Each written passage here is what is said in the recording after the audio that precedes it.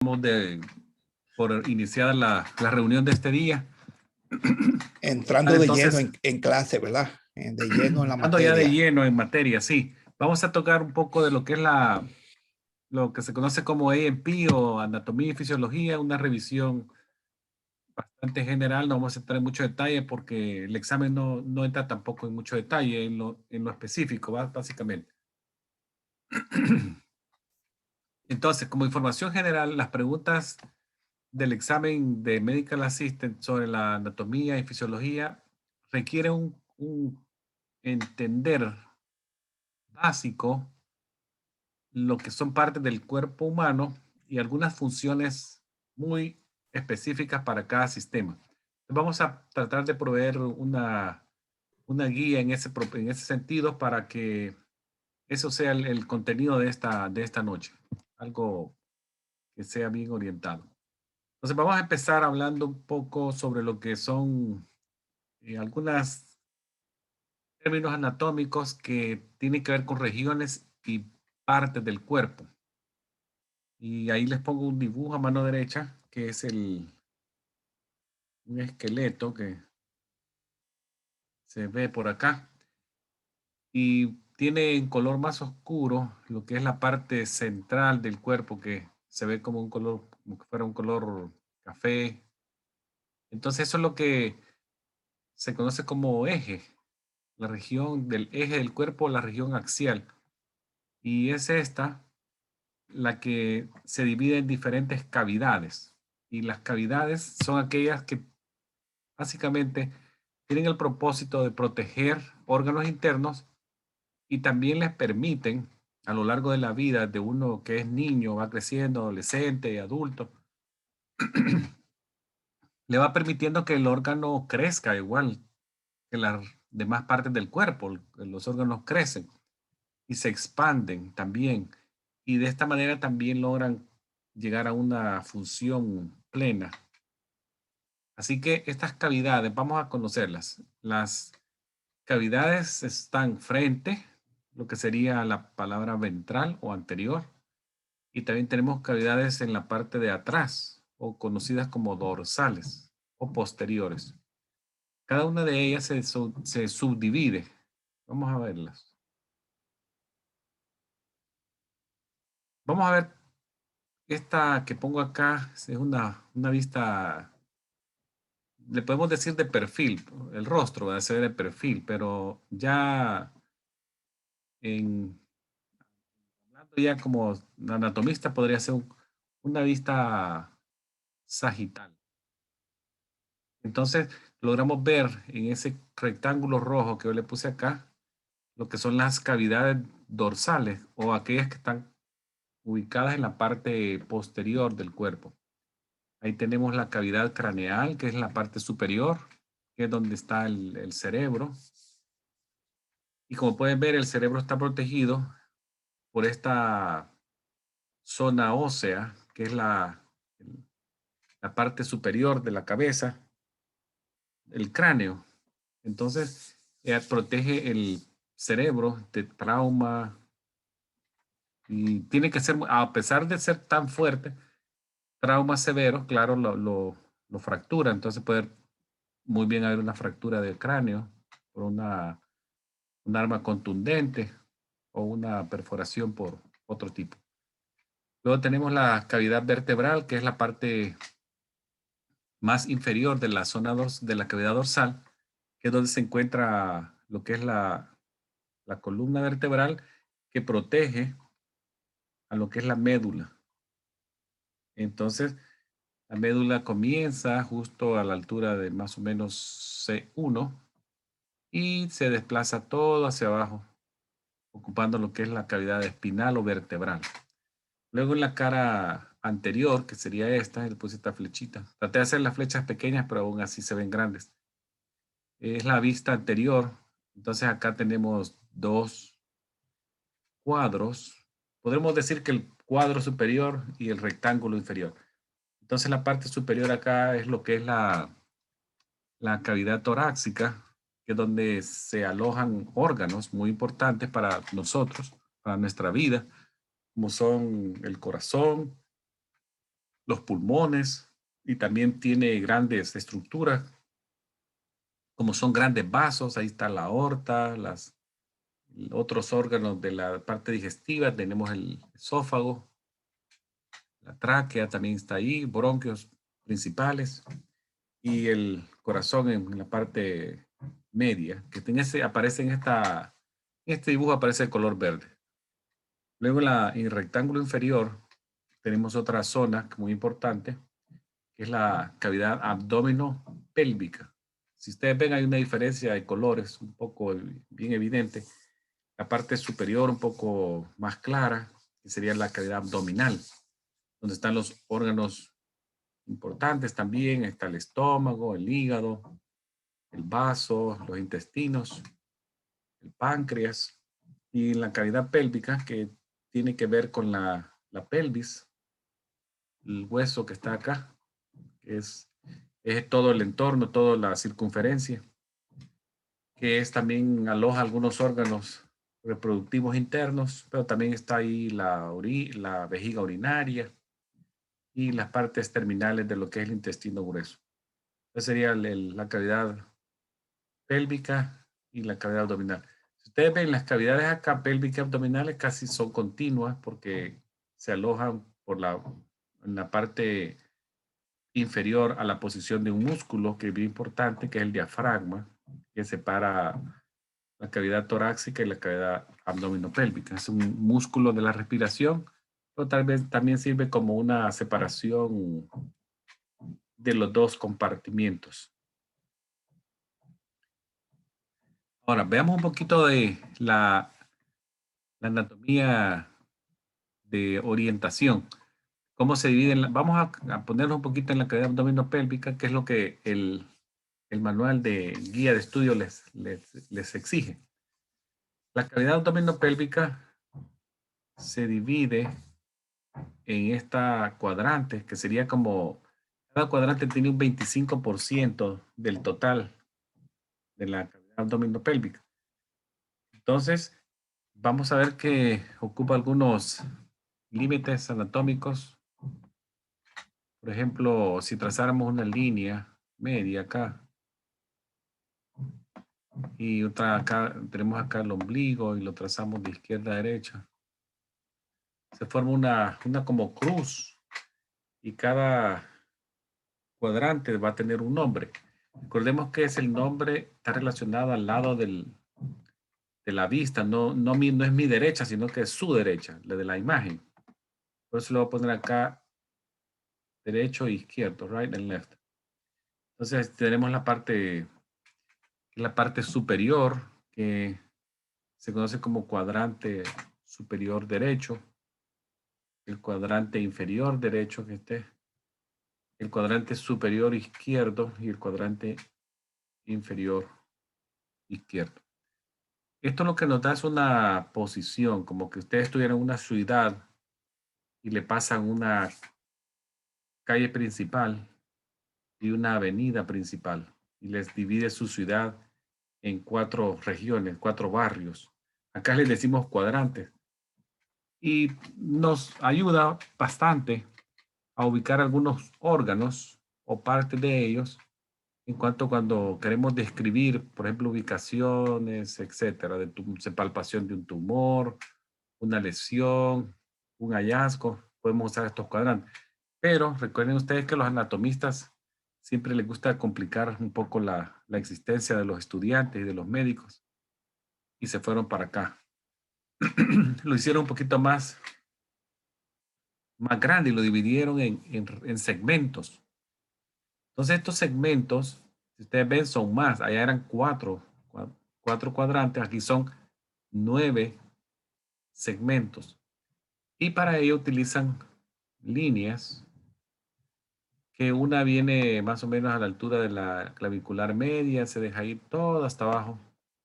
Acá igual, todo hasta abajo. Luego tenemos 2 transversas.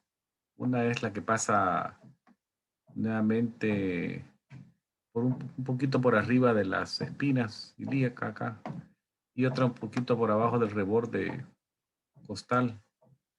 Entonces ya eso me hace 9 regiones. Entonces tenemos voy a empezar con esta región que se dice región hipocóndrica. También es conocida como subcostal, que quiere decir abajo de las costillas. Esta región izquierda y derecha, y acá está la derecha, aquí está la izquierda. Esta está por abajo del cartílago de las costillas. Luego la región epigástrica, que sería donde tengo el puntito. Voy a poner el puntito láser para que lo vean mejor acá. Esa es la región epigástrica, que es una región superior media. Ahí está, si ustedes ven, parte del estómago está en ella. También tiene otras estructuras, tiene una porción importante del hígado, de vasos que vienen de la parte del tórax. La aorta abdominal pasa por acá, los nervios vagos, tiene estructuras bien importantes. Luego tenemos las regiones lumbares, que son izquierdas y derechas también, que son segmentos medios, más o menos a la altura de las vértebras lumbares. Por eso ocupan ese nombre. Estructuras importantes acá tenemos los costados, los laterales tenemos el colon ascendente, el colon descendente, tenemos parte del riñón, los uréteres que van bajando, pasan por esta zona. Esas son las regiones lumbares izquierdas y derechas. Luego tenemos la región umbilical, que es una región básicamente sobre el ombligo y entre las dos lumbares, regiones lumbares, izquierda y derecha. Luego tenemos acá la región ilíaca derecha. También las conocen como inguinales, estas ilíacas. Tenemos derecha e izquierda. Y estos son segmentos inferiores de la región, de estos segmentos, son inferiores. Y tenemos esta región, que es la última que describo, que es la hipogástrica, que es una zona también inferior, que está obviamente por abajo del estómago, bien abajo del estómago, pero también está entre las dos regiones ilíacas o inguinales. Y acá están, ahora como ustedes pueden ver, ya lo que nos ayuda a esta división un poquito más específica es que podemos ubicar órganos más puntual, más con una dirección, si quisiéramos usar esa descripción más, por ejemplo, la apéndice que está por acá, ya podemos decir, en vez de decir en el cuadrante, que acá si lo dijéramos diríamos cuadrante inferior derecho, aquí ya podemos decir la región ilíaca o inguinal derecha, ya un poquito más puntual. Y así otras áreas. Un uréter izquierdo, nos da una ubicación un poquito más específica de lo que es la descripción. Esta descripción, este programa está siendo grabado, lo pueden venir a revisar más tarde o mañana. Para los que tienen el antecedente de medicina, que son médicos, probablemente solamente ha sido un recordatorio de la descripción de la anatomía. Entonces les va a ser un poquito más fácil, pero si no, se pueden venir mañana o el tiempo que puedan a revisarlo nuevamente. Vamos a avanzar en lo que es la clase. Vamos a hablar un poquito, que estamos hablando del cuerpo, vamos a hablar un poco de la forma que el cuerpo forma y utiliza distintas sustancias que son bien importantes. En biología, estas se llaman biomoléculas o moléculas biológicas, es lo mismo. Biomolecule o biological es lo mismo.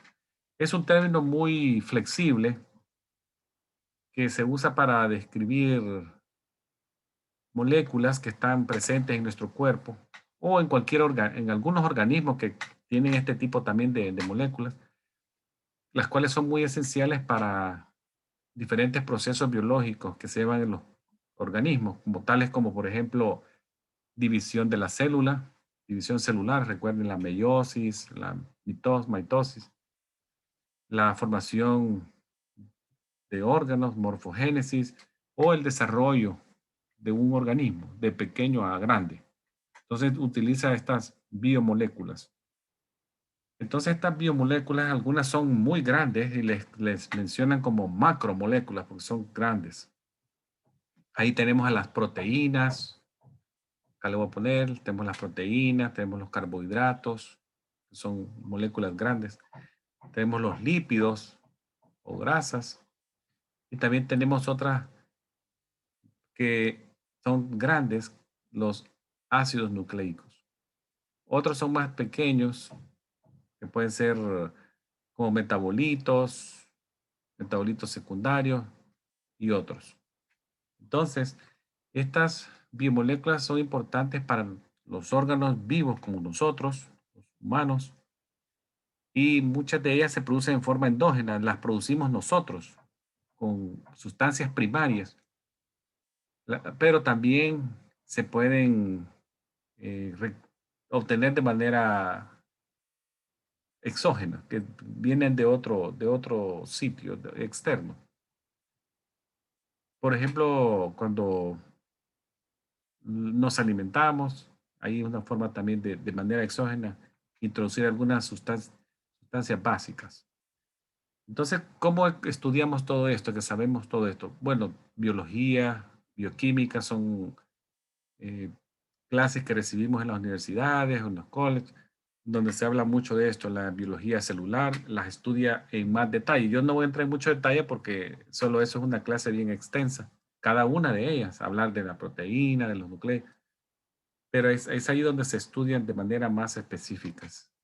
Y también ellas tienen otra característica muy importante que hay que saber, que ellas, la mayoría de estas moléculas biológicas son organismos o compuestos, perdón, orgánicos, como nos conocemos, que tienen el carbón como uno de sus principales elementos, pero también tienen otros, como oxígeno, hidrógeno, nitrógeno, y esto hace casi en el cuerpo humano, por poner un porcentaje, podemos decir que casi el 96% de la masa de nuestro cuerpo está hecho de este tipo de células, de moléculas.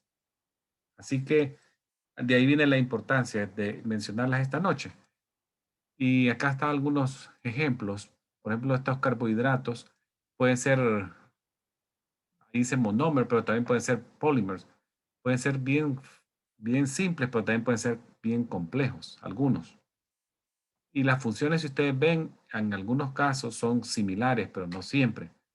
Por ejemplo, el azúcar o los carbohidratos es la forma más fácil tal vez del cuerpo de obtener energía, pero también se gasta bien pronto. Luego tenemos los lípidos, que son las grasas. Ahí tenemos los triglicéridos, los colesteroles. Algunos esteroides que se forman vienen también como una armazón de lípidos. Entonces, vemos que el, el ejemplo, regáleme un segundito, por favor.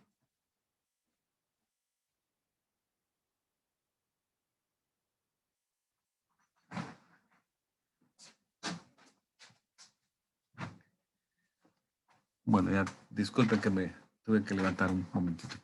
Entonces, el ejemplo que acá ven, por ejemplo, los lípidos dijimos, es otra forma de obtener energía, pero también es bien importante en las membranas celulares. Esteroides también lo necesitan. Proteínas igual, la proteína es la última opción que tendría el cuerpo de usarlo como energía porque es demasiado importante para formar estructuras importantes o otro tipo de sustancias en el cuerpo. No lo usamos casi nunca.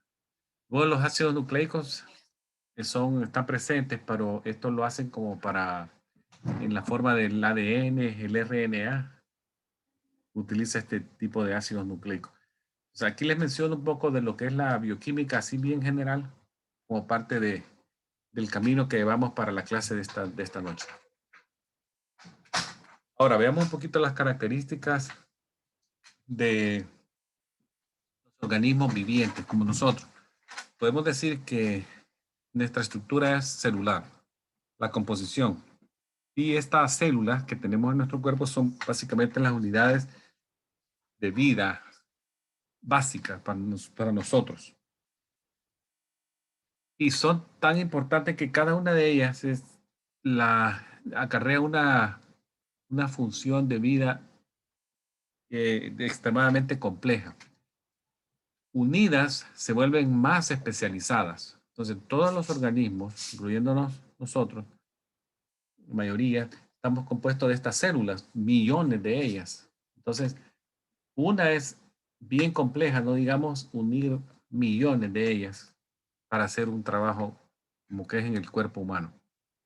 Entonces, podemos decir que nuestro cuerpo tiene un nivel celular de partida, pero de ahí para arriba se va volviendo más complejo. Entonces, el nivel celular está formado por grupos de muchas diferentes tipos de células que combinados en diferentes formas van ellas haciendo estructuras más complejas. Veamos este dibujo que les pongo acá, que tal vez lo hemos visto en libros cientos de veces, y así lo dibujan siempre, como que fuera una pelotita de basquetbol o una pelota de fútbol, soccer.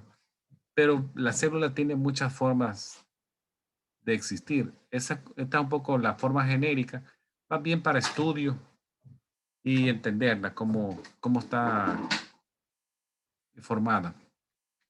Entonces la célula, una de sus funciones es tener información genética en su interior y eso lo logra cuando tiene la información en el núcleo.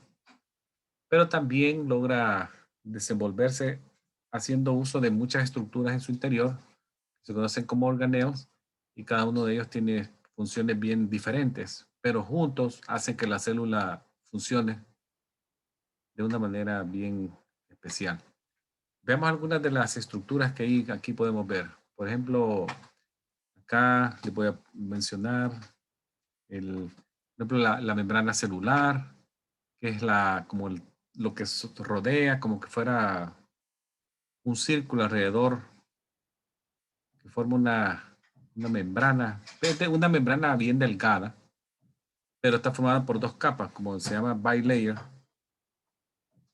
de fosfolípidos, bien delgadita. Pero esto permite que cosas entren y cosas salgan. O sea, controla mucho lo que sale y lo que entra al interior de la célula, la membrana celular. Luego tenemos el citoplasma, acá, déjenme encontrárselo, acá está. El citoplasma es un fluido que está adentro de la célula, adentro, acá. Este es el citoplasma. En él están inmersos todo lo demás que voy a mencionar. Ahí tenemos los ribosomas, acá arriba, el ribosoma, que es con la ayuda del RNA que viene del núcleo de la célula, logra hacer proteínas. Y estas proteínas se ocupan para muchas funciones. Luego tenemos la mitocondria, vámonos para abajo acá, que es como la que produce la energía de la célula. Luego tenemos los retículos endoplásmicos, que acá tenemos el liso, dice smooth endoplasmic reticulum. También hay un rugoso, que hasta acá está. Entonces, estos retículos también forman proteínas. Luego tenemos el aparato de Golgi aparatos, Golgi. Este es como donde llegan las proteínas, ahí se clasifican, se etiquetan y se envían ya sea que van para afuera de la célula o por uso interno. Luego los lisosomas acá arriba, que es como el sistema digestivo de la célula. Y luego tenemos el núcleo acá, en moradito, color morado, que es donde se tiene el DNA. Y es casi funciona como el cerebro de la célula. Y recordemos que el DNA es la receta de la vida, donde los códigos genéticos están, los códigos genéticos que forman muchos aminoácidos, que posteriormente estos aminoácidos forman proteínas.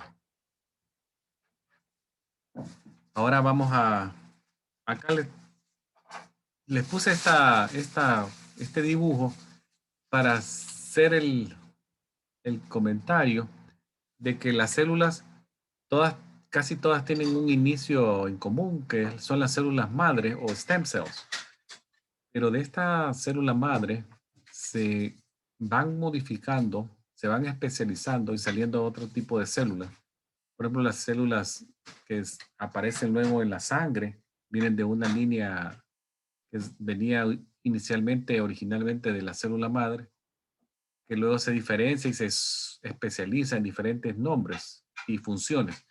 Igualmente otras células que vienen de la célula madre pluripotencial forma lo que son otras células como las que utilizamos para los tejidos, el músculo, los sistemas nerviosos, lo que es el sistema integumentario, diferentes tipos de células. Entonces, si ustedes ven una célula que es bien genérica, general, produce muchas líneas cuando se vaya diferenciando. Acá está otra fotografía o dibujo de lo que es la célula. Ahora, veamos que de la célula peguemos el salto a otra estructuras, que son los tejidos. Y los tejidos son unidades más complejas que la célula. ¿Y cómo se vuelven complejas ellas? Bueno, realmente son grupos de células similares que tienen la misma función, pero en algún momento tienen alguna diferente eh, estímulo y aquí de ella parten las categorías que mencionamos que son bien generales de los tejidos. Ahí tenemos, por ejemplo, los tejidos epiteliales, conectivos, musculares y nerviosos. Ya lo voy a mencionar también. Y cada uno de ellos son como los más generales y cada uno se subdivide en más. Por ejemplo, el conectivo tiene más o menos como 8 subdivisiones. Ahí tenemos los huesos, las articulaciones. El muscular tiene el cardíaco, el liso, el esquelético y el tejido nervioso. Entonces, todos ellos tienen diferentes subdivisiones a medida se van haciendo presente en el desarrollo, desde el desarrollo embriónico hasta que se forma el sistema completo del humano.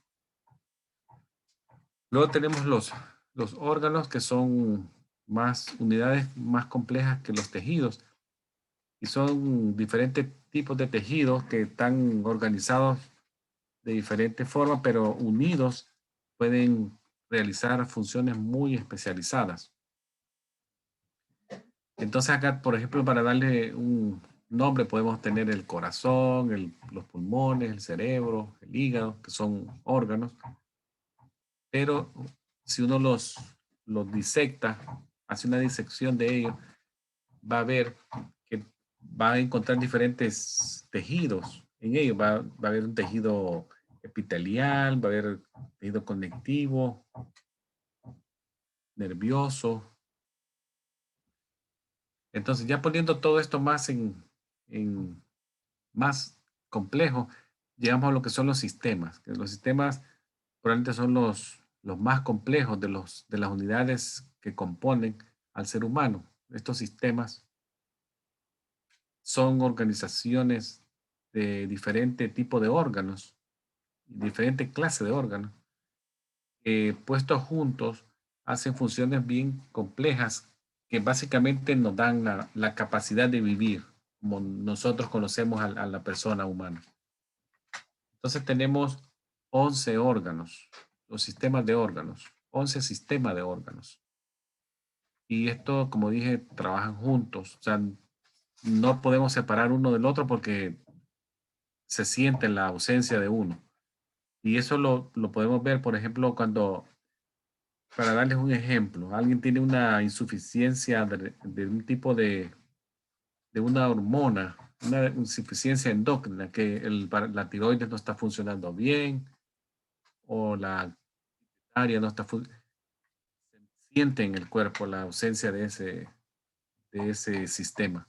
O si el sistema urinario, los riñones no están trabajando al 100%, el cuerpo también lo siente, aunque los demás estén trabajando bien. Entonces, bien difícil, si yo les preguntara a ustedes, ¿qué sistema darían o dejarían que les quitaran? Tal vez dirían distintos órganos, ustedes, sistemas de órganos, pero se sentiría la ausencia, cualquiera que escojan, se sentiría la ausencia. Es bien difícil decir que uno es más importante que el otro, bien difícil. No podemos darle una posición más importante a uno que el otro. Por ejemplo, vamos a ver uno por uno para que conozcamos las funciones generales. Por ejemplo, el sistema integumentario, que es básicamente su función protegernos, regular la temperatura en nuestro cuerpo. Y si ustedes lo ven, básicamente es la piel, el cabello y las uñas. Ahí tenemos esas estructuras, pero nos ayudan a retener agua, que no nos deshidratemos, la piel íntegra, intacta, no pierde agua. Produce vitamina D, nos regula la temperatura en base a dilataciones o constricción de los vasos que están subcutáneos en la piel y nos protege del ambiente externo. Luego tenemos el esquelético que nos apoya al cuerpo, lo que sería como nuestra armazón, la armazón de un edificio. Nos ayuda a tenernos de pie, pero también nos ayuda a protegernos los órganos internos. Ya hablamos de las cavidades hace un momento. Y la característica de las cavidades es que casi siempre están protegidos por algún tipo de hueso, de esqueleto, del sistema esquelético. También es una forma de guardar sales. También nos ayuda a producir sangre. Luego tenemos el sistema muscular, que es el que nos produce movimiento, pero con la función del esqueleto, de los huesos. Entonces tenemos también que nos ayuda a generar calor en base a las contracciones musculares. Ese es entonces muchas veces ustedes van a escuchar que dicen sistema músculo esquelético. No lo podemos separar a los dos, siempre van casi siempre de la mano. Tenemos el sistema nervioso, que es el sistema regulador de nuestras funciones, pues, quisiéramos decirle un nombre, sería como la computadora, el que maneja muchas de las funciones de otros sistemas. También nos ayuda a lo que es las sensaciones, movimientos, funciones autonómicas, funciones que hacemos con deseo de hacer, funciones mentales complejas, como son las cosas abstractas, el habla, el entender, o sea, todo eso es el sistema nervioso. Los endocrinos regulan las funciones corporales en base al uso de hormonas. Ahí tenemos las diferentes glándulas en el cuerpo que secretan las hormonas directamente a la sangre, sistema endocrino. Luego tenemos el cardiovascular, que ya voy a hablar de él en la segunda hora. Voy a hablar un poquito más específico de lo que es el sistema cardiovascular. Lo separé para hablar más en detenimiento de él. El sistema cardiovascular, lo voy a dejar para después. Luego tenemos el sistema respiratorio, que básicamente es aquel que nos ayuda a ingresar oxígeno a la sangre, porque la sangre es la que va a mover ese oxígeno a las células del cuerpo. Pero también nos ayuda a sacar, eh, hacer intercambio de gases y sacar hacia la atmósfera distintos metabolitos, entre ellos está el dióxido de carbono. Luego tenemos el sistema digestivo, que es lo que básicamente nos ayuda a ingerir nutrientes a través de la boca. Se procesa en el estómago, se absorbe en distintas partes de los intestinos. También nos ayuda a procesar y desechar desechos ya que no nos sirven de nada a través de la digestión. El balance también de los electrolitos, el balance de lo que es el sistema de hidratación, lo del agua también. Luego tenemos el sistema urinario, que es el que también muy importante, que nos ayuda a remover desechos. El respiratorio y el urinario son los que nos ayudan a mover los desechos. También nos ayuda en el sistema de lo que es los electrolitos y lo que es el balance base-ácido. Por último, tenemos los sistemas reproductores femenino y masculino, que básicamente, ¿para qué nos sirven estos sistemas? Básicamente nos sirven para tener hijos, pero también ellos secretan algunas hormonas que son bien importantes para el desarrollo del cuerpo. Así tenemos que la testosterona es secretada en lo que son los testículos, y tenemos otros que se secretan también a nivel de ovarios. Y aquí hay un eje, el eje de la zona reproductora hacia el cerebro. Es un eje que tiene que trabajar en óptimas condiciones para que el desarrollo sexual en hombre y mujer se lleve a cabo de una manera satisfactoria. Entonces ahí ven, hemos hablado de las funciones de los diferentes sistemas. Voy a hablar ahora un poco más en detenimiento de algunos de ellos que tienen que ver con lo que es lo vamos a ver de algunas de las flebotomías. Pero antes de llegar a ese punto voy a hablar, demostrar que ustedes tengan un poco de conocimiento de lo que es el sistema urinario. El sistema urinario, acá vemos los diferentes componentes de este sistema, los órganos y tejidos de este sistema. Tenemos los riñones, los uréteres, que son los que llevan la orina de los riñones hacia la parte inferior, la vejiga. Este sistema también es conocido como sistema renal, responsable de remover, como dije, desechos que vienen del metabolismo del cuerpo. Acá tenemos los riñones, que son los órganos que filtran la sangre, y ellas a través de diferentes presiones en los glomérulos, que son ya vamos a ver esa parte del riñón, que es donde se forma la orina. Entonces tenemos dos riñones, izquierdo y derecho, localizados en las áreas o regiones que dijimos que eran las lumbares. Ahí se encuentran los riñones. Luego los uréteres, que son estas como forma de mangueritas que llevan la orina de la parte superior, o sea, el riñón, hacia la zona de almacenaje temporal, que es la vejiga urinaria, y de ahí luego se saca al exterior a través de la uretra, que es otra parte de este sistema. La uretra es un tubo que tiene controles de músculos que nos permiten, de una manera voluntaria, si quisiéramos, retener orina, porque si no estamos cerca de un lugar donde podamos ir a orinar, la gente puede aguantarse un tiempo con el auxilio de estos esfínteres que nos ayudan a detener hasta que llega un momento que ya o vamos a algún lugar o perdemos el control y no hay vuelta atrás. Esta zona que ustedes ven acá, que serían los nefrones, que son, más o menos tenemos como 3 millones de nefrones por riñón, más o menos. Entonces cada área de esta es microscópica, porque no la podemos ver con el ojo humano, si necesitaríamos un microscopio porque es demasiado pequeño, pero es el lugar tan pequeño, es donde se forma la orina, es la zona donde se filtra la sangre. Entonces, esta zona es bien importante, pero igualmente es muy susceptible a daño.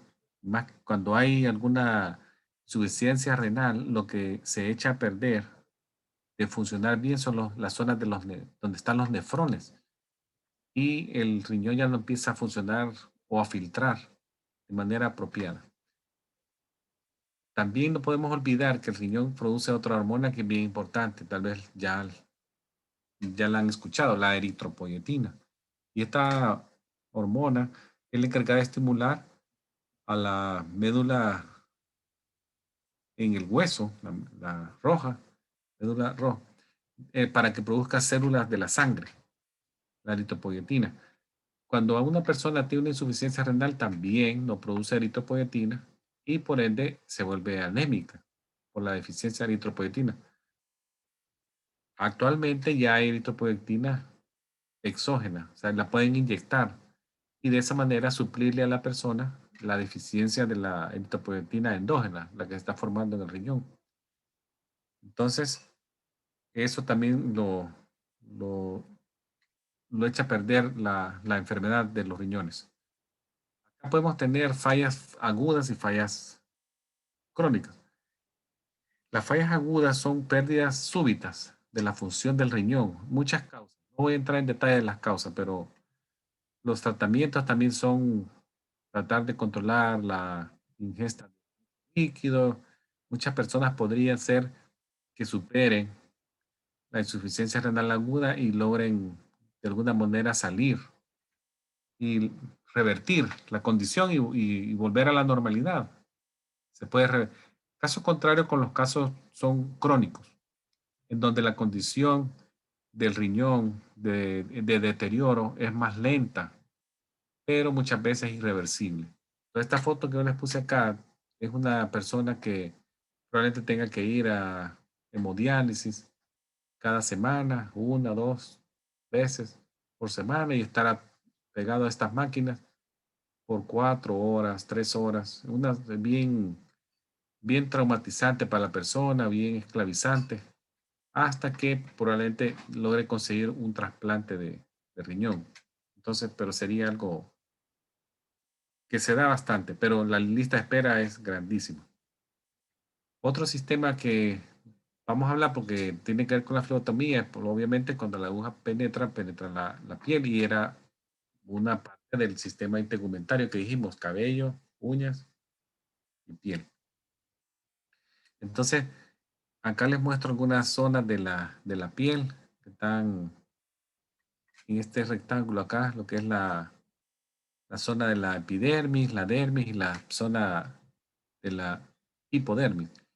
Esta zona de la epidermis es la zona más superficial, pero justo ahí se logran ubicar una célula, unas capitas bien finas de, de células que forman la epidermis. A pesar de que es bien pequeñita la epidermis, en ella hay de 4 a 5 capas de células, que dependiendo si la piel es delgada o gruesa, así puede ser que tenga una menos, sería 4.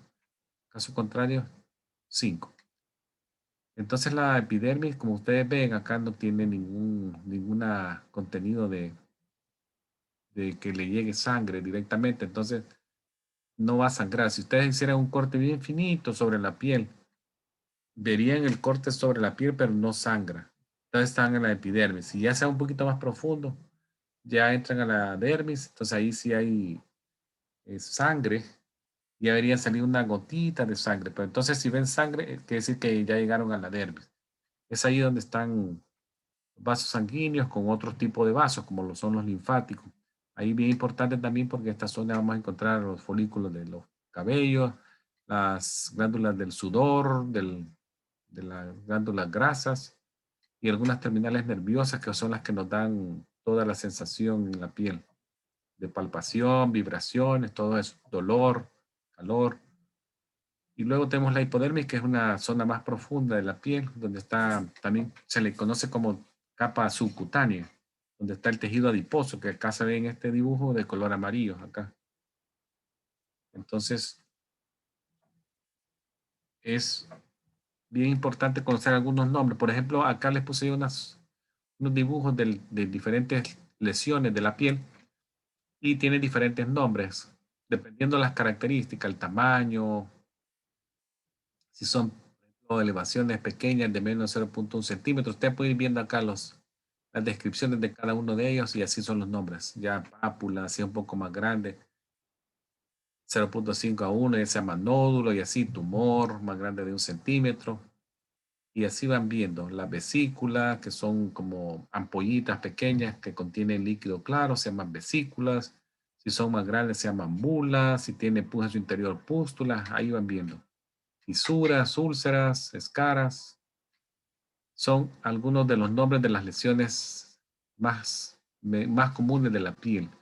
Luego, esto que vemos acá, que ven la mano y con los dedos de las puntas como azules, es lo que se conoce como cianosis, que básicamente está relacionado a una deprivación de oxígeno. Entonces ven el color azul. Pero también la cianosis se puede ver en los labios de los niños. Muchas veces se ven la cianosis en los labios. En algunas personas que tienen algunas reacciones o problemas respiratorios crónicos hacen cianosis también también hay algunas vasculitis, o sea, que tiene que ver con los vasos, también hacen cianosis. La cianosis básicamente es la coloración. La causa puede ser de diferente causa. Esto que se ve amarillo acá, es más que todo se conoce en inglés como jaundice, que sería una asociada a la bilirrubina, una ictericia, color ictérico, color amarillo, yema de huevo, o sea, se ven en los ojos, en las mucosas si la persona abre la boca, se le ve la mucosa también de color amarillo, bajo la lengua. Tiene que ver con otras características de la piel. Entonces, normalmente la piel tiene que ser de color como rosada, tiene que ser tibia, seca. Aquí les puse algo de lo que son las lesiones por quemaduras. Algunas veces muchos nos hemos quemado al sol en la playa, eso sería solamente se pone rojo, grado 1, si es un poquito más profundo el daño a la piel con formación de estas bolitas o vesículas, ya sería grado 2, y si es una quemadura más extensa, como puede ser una quemadura por electricidad o químicos, ya sería grado 3, que acá se ve bastante eh, daño, ya se ve que hasta músculos están dañados, nervios también, esta persona tal vez ya ni siente dolor porque toda la zona acá está sin estímulo, ya los nervios están quemados. Ahora veamos un poquito lo que es la clasificación de Es los muy huesos. importante, profesor Sí, sí, Baños. sí, diga, Sí, diga. esa parte interesante porque aquí salen pocas preguntas, pero hay una o dos que tienen que ver un poquito con lesiones de la piel, que ellos las mezclan en este examen, que no están supuestos a que profundicen mucho en esos temas, pero yo sé que se tratan porque salen preguntas, Sí, se pueden salir mencionan, preguntas de eso, sí, entonces hay que conocer eso. hay que conocer eso exactamente. Pero cualquier pregunta que tengan los estudiantes, ustedes pueden interrumpir al profesor, cualquier duda o cualquier confusión para fines de que pueda quedarse el concepto, ¿verdad? De lo que se está enseñando. Sí, Ese, gracias, profesor. bueno, muchas gracias, doctor. Vamos a ver ahora lo que es el sistema de huesos rápidamente. Vamos a tomar los dos. Voy a hacer el músculo esquelético. Veamos lo que es la parte de clasificación de huesos, que es también podría ser una pregunta, que cómo podemos clasificar los huesos. Yo se los puse acá a mano derecha. Y si ustedes ven, tienen los nombres allá. Por ejemplo, clasificación del hueso largo. Es aquel hueso que es más largo que ancho. Ahí están los huesos, por ejemplo, del brazo, el húmero, los de la pierna, tenemos el fémur, la tibia, la ulna. Son huesos largos. Los huesos cortos, acá son los huesos, por ejemplo, de la muñeca, son aquellos que son más anchos que largos. O sea, lo opuesto a lo que acabo de decir. Ahí están los de la muñeca, los carpales, los tarsales de acá en la zona del pie, los huesos planos que ustedes ven acá, aquí se muestra el esternón, que es un hueso que es delgado y casi siempre es como punto de donde los músculos llegan a insertarse. Ahí tenemos el esternón, también en la parte de atrás de nuestra espalda tenemos la escápula, es un hueso plano. Estos huesecillos, que por ejemplo los huesos irregulares, que acá se ve la vértebra, son huesos que no lo logra uno poner en ninguna clasificación, solo ponemos las vértebras en esa clasificación de hueso irregular. Acá le puse unas tipo de lesiones que pueden haber, fracturas, son bastante obvias. En esta radiografía, fractura doble de lo que es la tibia. Y también tenemos deformidades de la columna que también tienen que ver con lo que es lo que es el hueso. La cifosis, que son básicamente curvaturas anormales. La lordosis, que son curvaturas hacia adentro, exageradas. Esta acá, que es una artritis reumatoidea, son formas de destrucciones de la articulación crónicas, degenerativas, deformantes, casi siempre asociado a pequeñas articulaciones, como puede ser la mano acá que ven esta persona. Ahora, el sistema esquelético, ¿qué podemos decir? Que hay tres tipos de músculos: liso, cardíaco, esquelético. Músculo esquelético, aquel que tiene voluntad, voluntarios. Si yo puedo mover algo, es un músculo esquelético.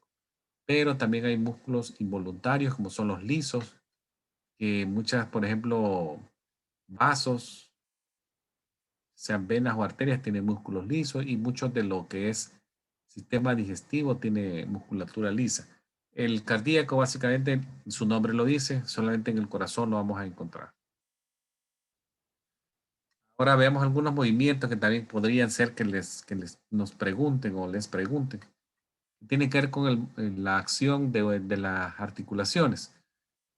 Por ejemplo, acá tenemos flexión y extensión, que son movimientos que lo hacemos a diario todos para caminar, subir gradas, bajar gradas, caminar, mover el brazo, levantar algo de una mesa, etcétera. Entonces, son movimientos que tienen que ver con doblar una parte del cuerpo.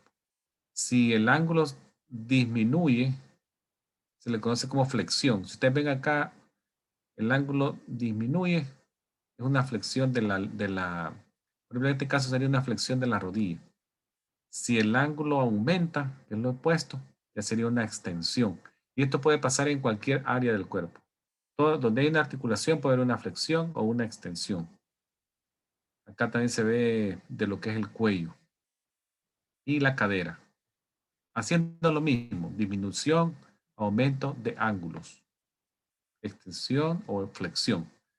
Luego, ahora lo que es, por ejemplo, acá tenemos la abducción. Por ejemplo, ven ustedes que dice A, B, D, abducción.